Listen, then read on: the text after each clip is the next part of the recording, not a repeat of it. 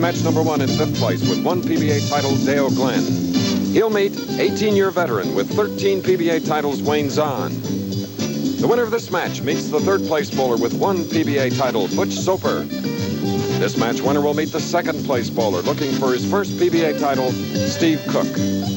And the winner of this match will bowl for the championship against the all-time PBA title and money winner, Earl Anthony, today on the Pro Bowlers Tour. Live from Mel's Bowl in Alameda, California, the big and short of it all, 6'6" Steve Cook. We talked about it right at the beginning of the show. 250-pounder will shoot first against the 5'6", 135-pound David against the Goliath, Butch Soper, who, well, won that last match 191 to 176 against Glenn, who defeated Zahn in the first match 251 to 212. Here's Steve Cook, first shot, semifinal.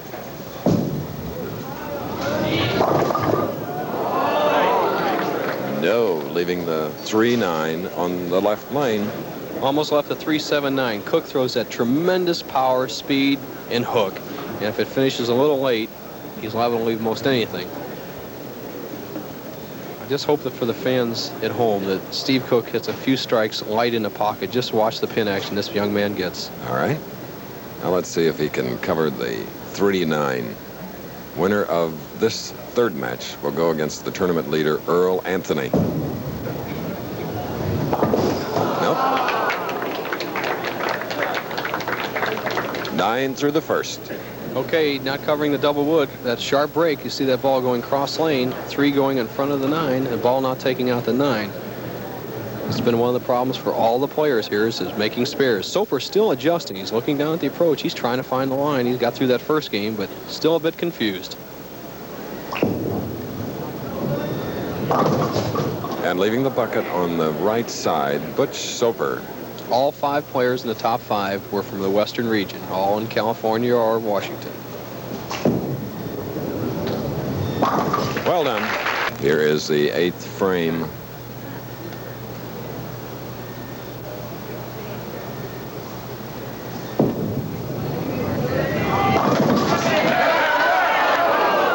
All but 7. What tremendous pin action. So for Steve Cook, a spare in the 8th frame of this next to last head-to-head match.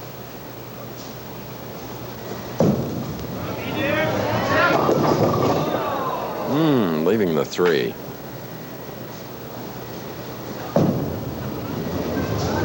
Okay. By the narrowest of margins, a spare for Cook in the 9th frame. With a spare up shooting in the 9th will be 5'6" Butch Soper, who defeated Dale Glenn 191 to 176. Soper, to have any chance, needs to strike in the next 3 frames.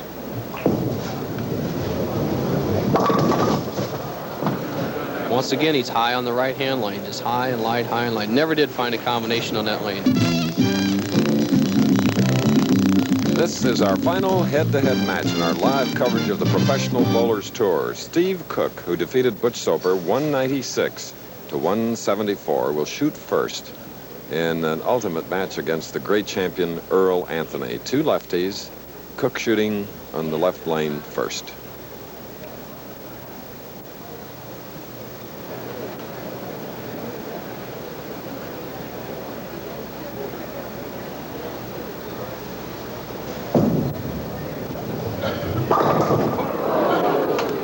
Leaving the 6.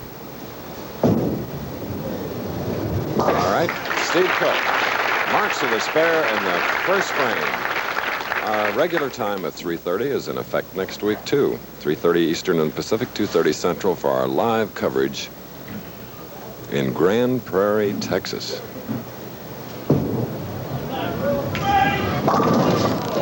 And Earl leaving the 4-7, checking his slide at the line. Once again, Earl is susceptible to all the things that the other players have gone through. The right-hand lane hooking more, the left-hand lane not hooking very much. Earl's 219.8 average for 42 games just lapped the field. He had better than a 300-pin lead as we went in the position round. And the 40-year-old champion, who's the first to ever win 100,000 in 1 year, has marked with a spare, keeping this championship match even. He told me his goals, his new revised goals for the next couple of years. He wants to get up to 50 titles. That'd be 20 more victories and $1 million. The 50 titles, that's a steep thing, but $1 million is the way Earl wins it. He can pass that in 2 years.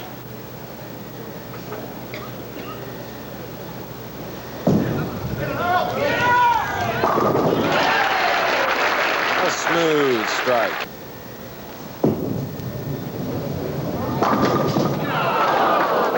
Wobbly 7. Just blasted the rack out of there, tore the middle out. Usually you carry the 7 on that, not to be in this match. Now, if there's one thing Steve does have trouble with is left-hand corner spares. He's changing balls to a harder ball, doesn't hook, and he'll try to kill it. He tries to flatten his hand as much as he possibly can to reduce the hook. Cross lane.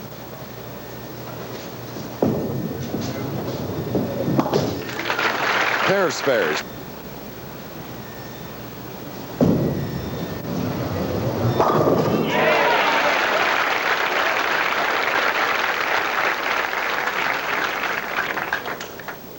In the match play, Steve Cook had a 298 game against Earl Anthony's 224 when they met in the match play. So he's not afraid of the Earl, but he's definitely, Earl Anthony is tough to beat.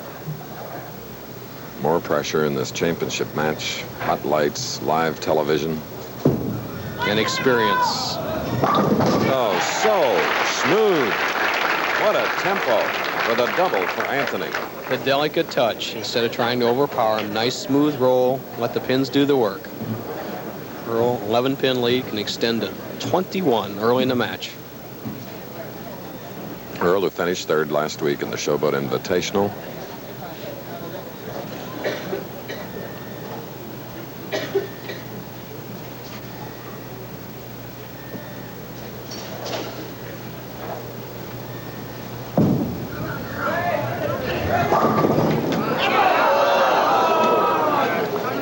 Reacting crowd here at Mel's Bowl in Alameda, California. So for Earl Anthony, 69 through the third with a spare, taking a 10-pin lead. More action following this.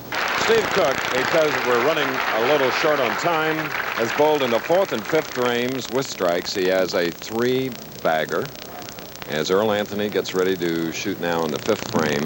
And here's the 3rd strike. He got a ripper on the right-hand lane in 30, and you can see 29 just solid in the pocket. Watch this tremendous power.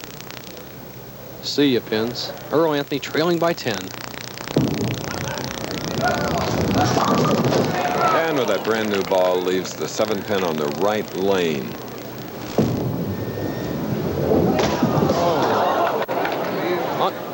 Unbelievable. Earl Anthony missed the 7-pin.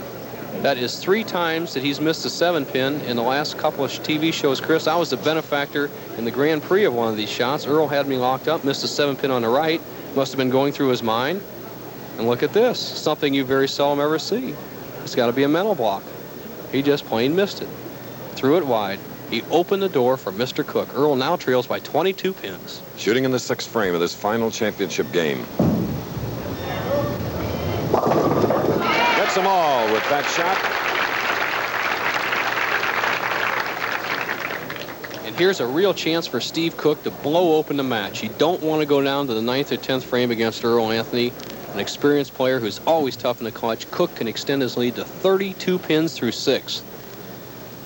And this is his best lane. He likes this right-hand lane. 3 in a row.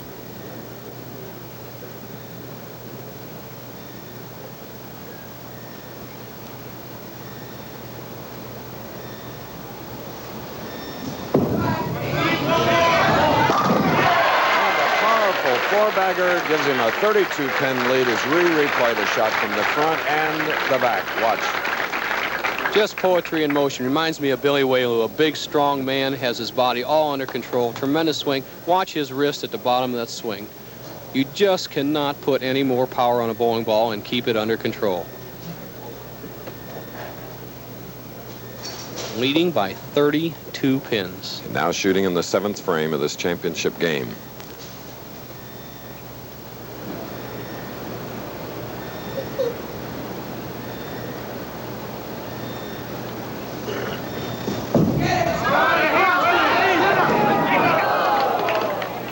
leaving the 3-5.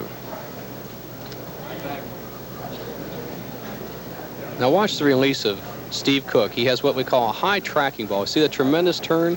But the ball just barely tracks out the side of the thumb and fingers, very much like Tommy Hudson. He doesn't throw a spinner. It's just what we call a high semi-roller, but look at the revolutions. Cross lane for the 3-5. Difficult spare with the big hook that he throws. Nice split screen.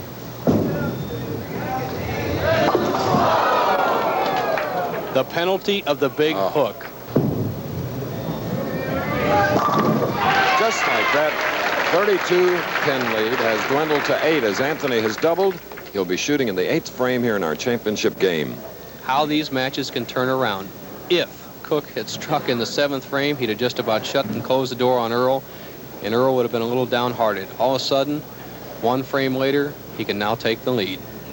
Trailing by 8, 8th frame can take the lead by 2 with another strike.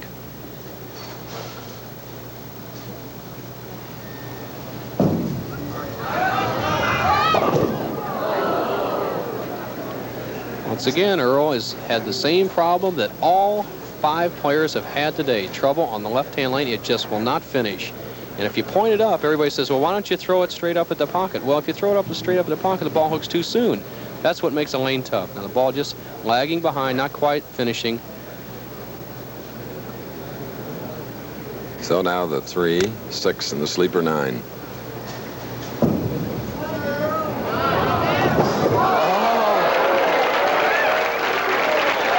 So for Earl Anthony, it's 144 through the 7th, a spare up, 11-pin lead by Cook. Watch this head 3-pin go to the sideboard and give Earl a great break. Look at this, just tipping it out. As we said, we thought most of the matches would be decided by the spares. Earl has missed one, Steve Cook has missed one, and Earl just got a tremendous break to avoid his 2nd error of the match. Cook once again back in the driver's seat, 11-pin lead. After an open frame.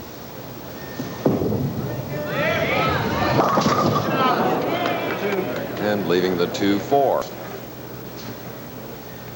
Chrissy's using just his little finger and his index finger to cut down the hook. Just the last 2 fingers instead of the normal grip. And for Cook, that was the spare in the 8th frame. A non-winner, 22-year-old Steve Cook against Earl Anthony, who has won 30 PBA titles. Amazing the experience of these young players.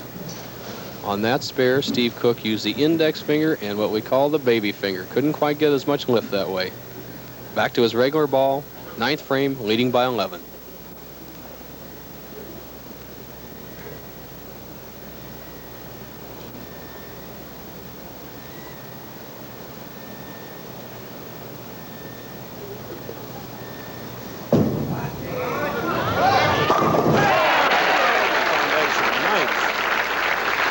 Steve comes through.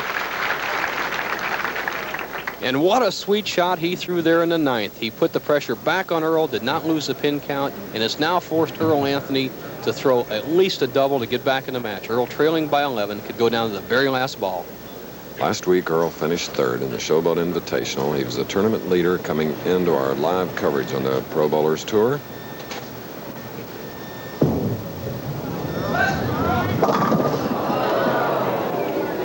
Leaving the 2-7 on the right lane.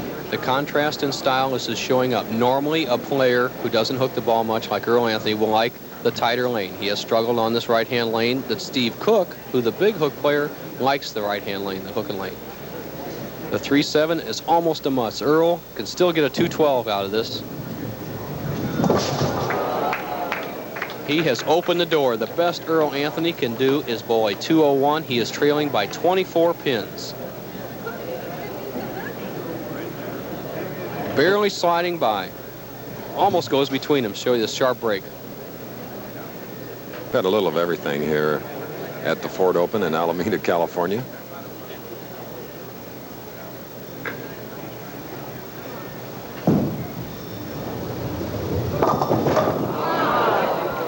Roseville, California, being congratulated by the Ford truck advertising manager from Detroit, Dwayne Lancaster.